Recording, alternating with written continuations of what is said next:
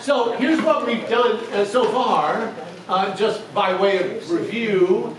We started off talking about jazz. We talked about that quirky little form of boogie woogie, which was really simplified jazz. And I will tell you that in general, if you're just going to make a great big giant broad sweeping statement, you can pretty much say that rock and roll is simplified jazz. You can make a case for it. I probably wouldn't say it out loud to rock and roll player, but fairly it is. We talked about Scott Joplin, we talked about Bessie Smith, we talked about the huge impact of the phonograph. And not so much the phonograph, itself, but the ability to trap sound. It's mind-boggling. It's so mind-boggling that we don't think how mind-boggling it is because it's always been for us. But again, I remind you, if you'd said to anybody pre-Edison, one of these days we'll be able to trap sound, it would not have registered with him. It's an astounding phenomenon that completely changed music. And even Edison didn't know it. Once upon a time, remember, music, it was just assumed that music was made by live people for live people. That was just the default. There was no other concept of music. Real people played it in real time for real people. That was music. And when the opportunity came to do something else, even the guy that invented it didn't know it. Astounding, really. The radio obviously changed things considerably. No need to go into that. And then we talked about Chuck Berry, Little Richard, and Alan Freed. Alan Freed, who actually, I remind you, very few people know, breaks my heart, coined the phrase rock and roll. Rock and roll moon dog party. You remember, my baby rocks me with a steady roll. He took that lyric and named his radio show the Moon Dog Rock and Roll Party. That's where we got the name from. And Alan deserves a little more credit, I think, for that. So, Elvis. Yeah, let's spend the evening with Elvis. You could do worse. 1935, 1977, died at the age of 42. Pretty amazing. And we'll talk about why and how. Yeah, hopefully we'll get to that. We'll see. As always, I have 8 times more stuff. I remind you of the quote. I've mentioned it a couple of times. The guy Sam Phillips at Sun Records. And I repeat it because it is so telling of the times. Bring me a white guy who can sing and dance like a black guy and I'll make you a lot of money. That sums up the industry, it sums up the culture, it sums up everything that worked and didn't work. In a nutshell, it tells you what the world was at that time. And again, almost incomprehensible for those of us who live in contemporary times. Elvis Presley is the best-selling solo artist in history. Still.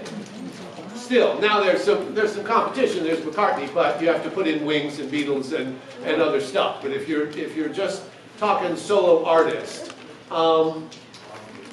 estimates were that he's and it's again now it's impossible because of streaming and so on and so forth, but easily over 1 billion units have gone out.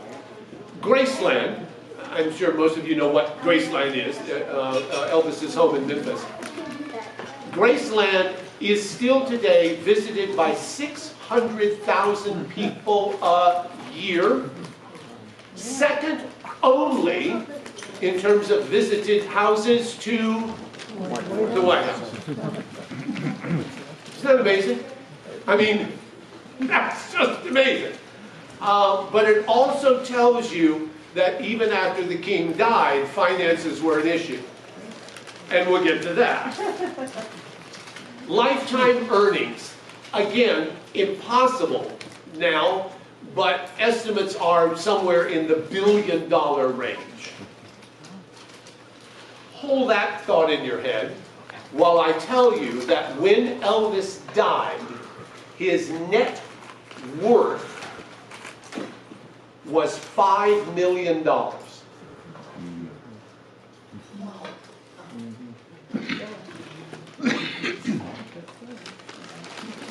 $5 million. Let's talk about why. Why is Tom Parker? Why is Tom Parker? Tom Parker, and we'll get to this, met Elvis when he was very beginning of his career, and I'm going to run down some years, but let me skip a little bit ahead.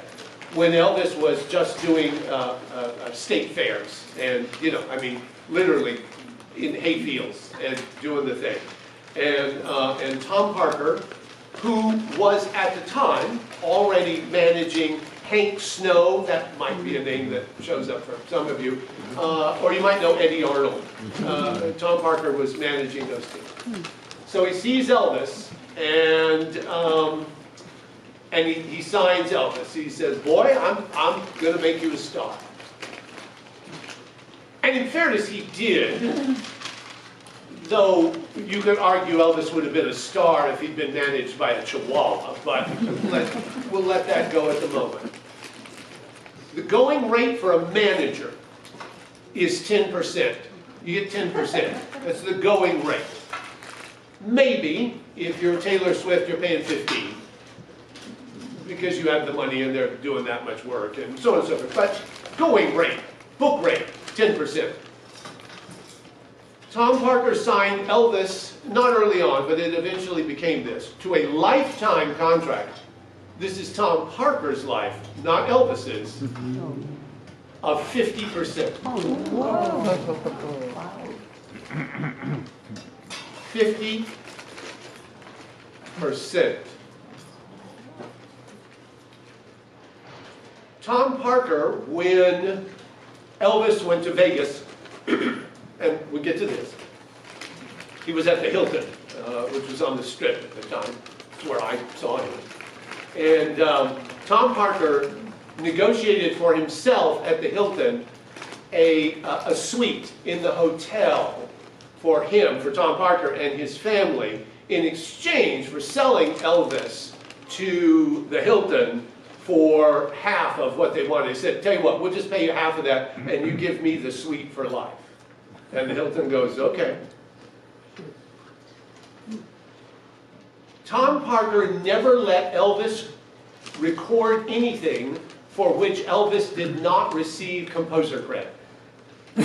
Elvis never wrote a song. Now, he massaged them, don't get me wrong, but he didn't write anything. In fact, Elvis couldn't read music. Neither, by the way, can Paul McCartney, thank you so much. Right, yeah, Paul McCartney. Now, who knows, he may have learned somewhere along the way. I mean, he probably, but certainly starting out. So Elvis didn't read music, and in all honesty, he wasn't a great guitar player either. I mean, we'll get into that. I mean, he wasn't Glenn Campbell, for example, who, by the way, was a brilliant guitar player.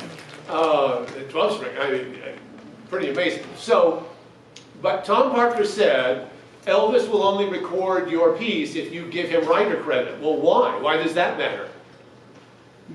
Money, yeah, it was the income. So, I mean, you get when you sell it. Not only do you get money as the artist, you get money for the song selling as the composer. So I'm a composer. I can either give away 50% of a lot of money, or I can keep all of none. I mean, those are my choices. So Tom Parker forced people to do that, and then, of course, Tom Parker took 50% of the 50%. Wow.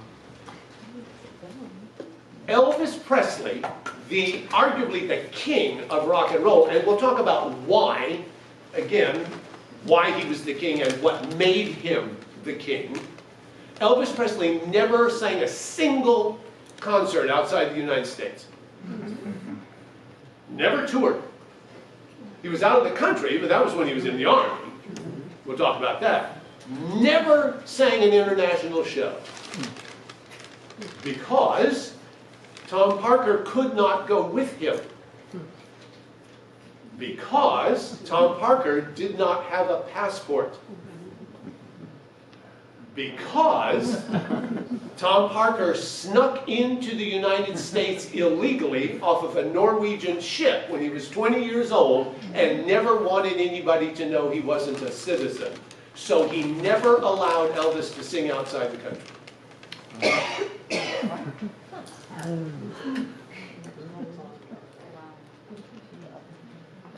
I'm not a fan of Tom Parker. I could go on. I mean, that's you know, one of the reasons that Elvis was only worth $5 million then is Tom Parker had already sold off his catalog. Do you know who owns the Elvis Presley catalog? McCartney. No, the same person that owns McCartney's. Michael Jackson. Michael Jackson. Michael Jackson estate owns the Elvis catalog and the McCartney catalog, and even Paul McCartney doesn't have enough money to buy it back. Wow. They turned it down. So as far as I know, the Jackson estate still owns them both. Wow. So Parker had sold all of that off, and that's one of the reasons Elvis, one of the reasons he was worth only $5 million.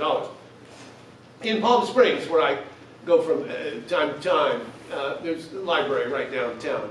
And I mean really Palm Springs, not La Quinta or Rancho Mirage or whatever, really Palm Springs. And right across from Starbucks is the library. And in Palm Springs, they put stars on the sidewalk like they do in Hollywood with people's names and so on and so forth. And right in front of, pretty much in front of the library is Elvis's star, it says Elvis Presley. A couple of stars away is Tom Parker's. So after I get my coffee, I pay my respects to Elvis and dump the rest of it on Tom Parker's star. It's the least I can do. 1953, Elvis goes into recording studio, Sun Records. Ostensibly, we are told to record a song for his mother. Yeah, maybe. I mean, it's an okay story. That's the 90% version. He also might have gone in because he wanted to be noticed by Sam Phillips and so on and so forth. But you know, both reasons. In any case, he made a recording for his mother. And by 1954, he signed a contract with Sun Records. And from there, he went on to play country fairs. That was his gig. He was out singing fairs, backs of wagons, you know, out in the field and so on and so forth. In 1955, he met Tom Parker. And in 1956, they bought out, Elvis and Tom Parker, bought the contract from Sun Records, sold it to RCA. So RCA became his label. And his first single, Heartbreak Hotel, in 1956, sold 10 million copies in the first year. Wow. Remember, this was back when records were being chiseled in stone in order to play. He made his film debut in 1956, a movie called Love Me Tender. Some of you may have seen that. 1956, RCA released Elvis's first album, the whole album. It was the first rock and roll album to ever top the Billboard charts. The first rock and roll album to ever be at the top of the Billboard charts, and it stayed there for 10 weeks. Bring me a white guy, and so on and so forth. 1956, Ed Sullivan. Yes, I saw that. And interestingly enough, and Ed Sullivan gets all the press and all the coverage, but Elvis had already done Milton Berle and Steve Allen. So Ed Sullivan was actually the third in line. And the first time Presley did Sullivan, Sullivan wasn't there. It was a guest host. And then Sullivan came back. So we're going to look at some clips, but the clip of Sullivan, you know, introducing Elvis and the screaming and the whole thing, that was his second appearance on the Sullivan show. And the first time, though, that Sullivan had actually been there. But this was already after Milton Berle and Steve Allen. And I'm quite sure that Sullivan did it almost in defense. I don't think it was necessarily his idea of, yeah, we need to get this kid that we can't even shoot from the waist down. And we're going to look at that on the air. But it was too big, too much. And Sullivan went, yeah, okay, get the kid on, but I won't be there. At least not the first time. 1958 through 1960, now we're getting into living memory. 1958, 1960, Elvis was drafted, you may recall, and served in Germany. It's where he met Priscilla, by the way. Priscilla Presley was the quite young daughter of the camp commander. I don't remember how young she was, but it was in the 17-ish range. It was in the underage-ish range. I'd have to look it up to be exact, but it was noticeably young. In any case, he's in Germany. Now, one thing I will say for Parker, and there isn't much I will say for him, he did have the idea, before Elvis left for Germany, Parker recorded a number of singles, and I don't think it was any albums, but a number of singles. While Elvis was gone for that 2 years, Parker kept releasing new music every few months to keep Elvis in public consciousness. It's pretty smart. It's pretty smart. So while he was over there, while he was doing his thing, the music was still rolling out. People were still going in to buy it. He was, for all intents and purposes, still a functioning star. Still working, still making recordings, still appearing. Not a bad move, quite frankly. Between 1956 and 1969, Elvis made 31 films. None of them very good. My favorite's Viva Las Vegas, but that's just me. I love watching Elvis and Ann Margaret together. I love watching them dance. Elvis could move really quite well, as we're going to see, and so on and so forth. But the movies were far, far from really good. And for that, we can once again blame Tom Parker. Because on numerous occasions, Elvis said, can't I have the equivalent of, can't I have some decent material? Frank Sinatra, I mean, he's a singer and he's doing serious stuff. And pretty well, quite frankly. Can't I have more serious stuff? And Parker said, nope, that's not who you are. Seriously, you're just a singer. You don't have it in you. People are coming. They're buying tickets. Don't mess with success. And just simply told him no. And regrettably, and now this is on Elvis, as are a number of things into the future, Elvis just didn't, for whatever reason, have the ability to stand up to Parker. He did eventually in a couple of minor ways, but Elvis's general come from was, he signed me when I was nobody, I owe him, and I have lots of money, so who cares if he takes 50%? Elvis, I adore Elvis. I'm an Elvis admirer. I really am. Well, he was kind of a simple kid who didn't grow up in the business, and so in the end, when he was surrounded only by people on the payroll,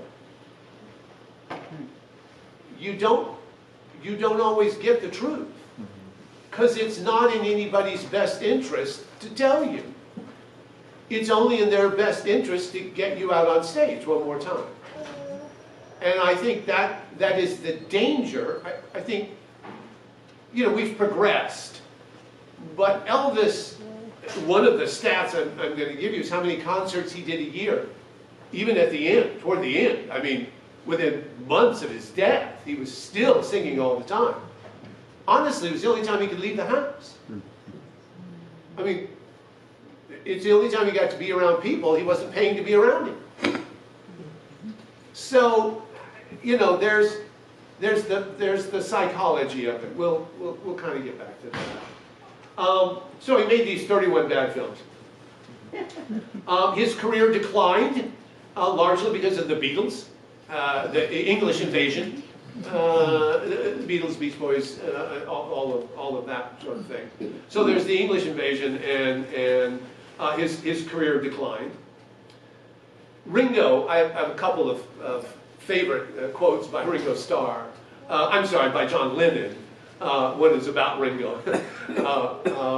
John Lennon said, "Before Elvis, there was nothing."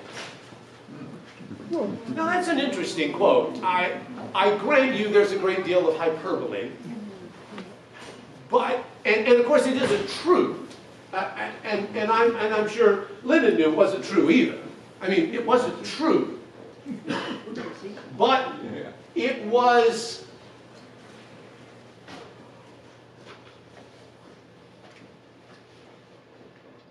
true. I mean, if you're talking worldwide marketability, yeah, before Elvis there was nothing. My other favorite John Lennon quote is when, I think I may have told you this, when somebody asked him if Ringo Starr was the greatest drummer in the world, John Lennon said, "He's not even the greatest drummer in the Beatles." I didn't write it. I just like the quote. And then 1968. Clearly one of the most remarkable comebacks in the history of show business. And we're going to spend some time with that. 1968, his TV comeback special, sponsored, amazingly, by the Singer Sewing Company. I kid you not. It is Elvis Presley at his best, without question. Without question. It was directed by a guy named, you wouldn't know the name, he's still around, his name is Steve Binder. He was a young kid. Don't know how he got the gig. But he came in to direct this show. It was decided by Parker, I guess, that Elvis should do a television show, because nobody knew who he was anymore. He hadn't performed for 9 years. 9 years he hadn't performed. Hadn't set foot on a stage for 9 years. So they bring in this kid, they bring in Binder. And Parker says, hands Binder a stack of Christmas songs. And he said, "This is what we sold to singers, this is what you're going to make." And Binder, God love him, said, "No, that's not what we're going to do. We're going to do something else." And he did something else. One of the most telling moments about which I've read in this is Elvis, there's a couple of things. Elvis is working with Binder early on, and Binder's saying, you know, here's my vision, and da-da-da-da-da, here's what I'm looking, and Elvis is a little, you know, skittery about it, because he hasn't performed for 9 years. And Binder goes, let's take a walk outside. Let's walk around, get out of the studio, we'll walk around. Elvis says, I can't go outside. I'll be mobbed. And Binder says, "Come on." And they walk down the street and nobody recognizes Elvis.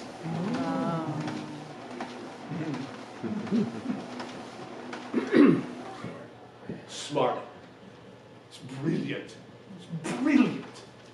Those are the moments that the world turns on. And he goes, "Yeah, okay. What do you want me to do?"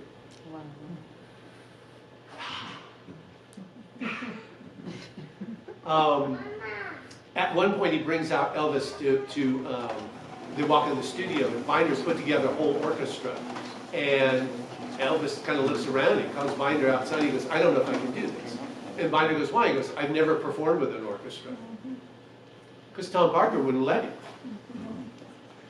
Elvis finally performed with an orchestra because he saw Engelbert Humperdinck, I think singing in Vegas, with an orchestra, and he said to Parker, how come I don't get that? And Parker said, why? Why do you need it? Why spend the money? Your concerts are going to sell out anyway.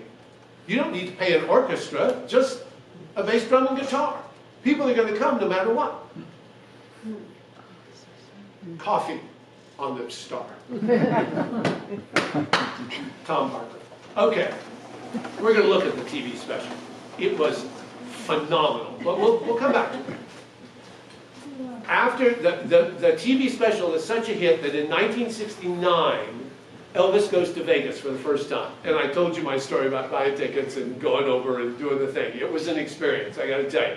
There may be 5 concerts in my life I will never forget, and that's one of them. The other was Simon and Garfunkel at the Hollywood Bowl. I never thought I'd live long enough to see them sing together again, and it was just heartbreaking. Anyway, yeah, Vegas. He goes to Vegas. He signs a 5-year contract at the Hilton to sing 2 months out of every year for $1 million, which, a ton of money in 1969. It's not insignificant now, for that matter. And he goes and does the thing. In addition to my debacle of buying tickets and giving away a house when I didn't want 3 of them, I still remember walking in theater, and it was the old days. No assigned seating. It was all tables, and you ordered drinks and stuff like that. And I was right out of high school, so I was like 14 or something. No, I think I was 18. In 1969, I would have been about 17, something like that. And I went in, I didn't know squat about anything.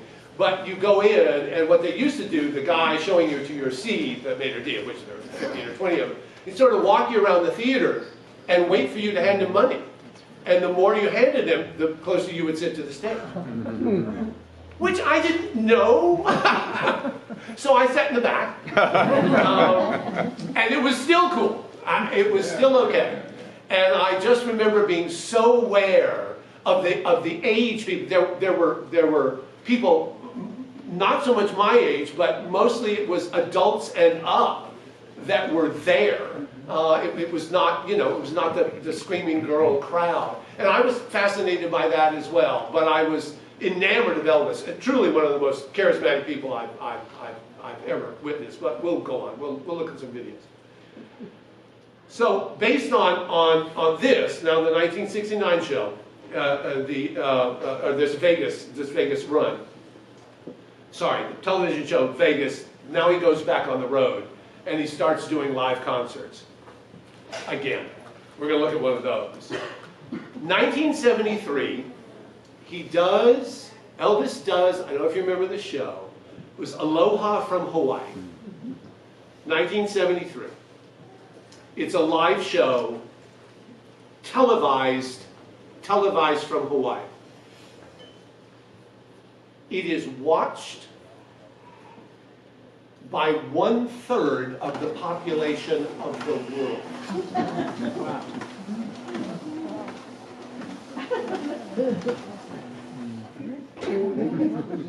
One-third of the population of the world watches this concert.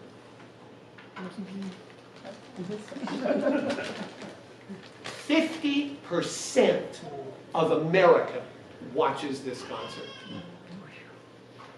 Half the nation watches this concert. It was the first worldwide TV broadcast of a solo performer in history. Now, the reason, those stats are mind-boggling. The reason Elvis was king is, first of all, he was Elvis, but you have to remember it was back when there were only, he was the only game, that's not true, he's not the only game in town, but the competition is too much now. There's too many streaming, too many singers, too many blah, blah, blah, blah. You can't have any one person commanding that anymore. There's too much diversity. Now, you can make an argument about Taylor Swift, and you could make an argument about Michael Jackson too. But for the most part, no matter how famous or how big anyone is, somebody in North Dakota has never heard of them. I mean, there's probably somebody in North Dakota, I'm just picking a random middle place, that's never heard of Taylor Swift, for all I know. But there was nobody that never heard of Elvis. He was on the front page of every paper. Half the country was watching him. A third of the freaking world. No pressure there. Wow. Anyway, after, between 1970 and 1977, his health began to spiral a bit out of control. For the first 8 months of 1977, Dr. Nick, his personal physician, someone else who deserves whatever fate has befallen him, one doctor prescribed for Elvis over 10,000 doses of amphetamines, barbiturates, narcotics, tranquilizers, sleeping pills, laxatives, and hormones. 10,000 doses in 8 months. He did, by the way, lose his license. In 1977, he was still performing 168 concerts a year. Again, this is mind-boggling. Because nobody was there to tell him no. That wasn't on the payroll. It's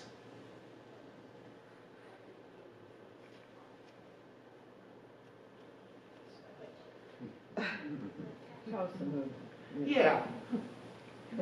That shouldn't happen. But it did. So, I'm going to show you some videos.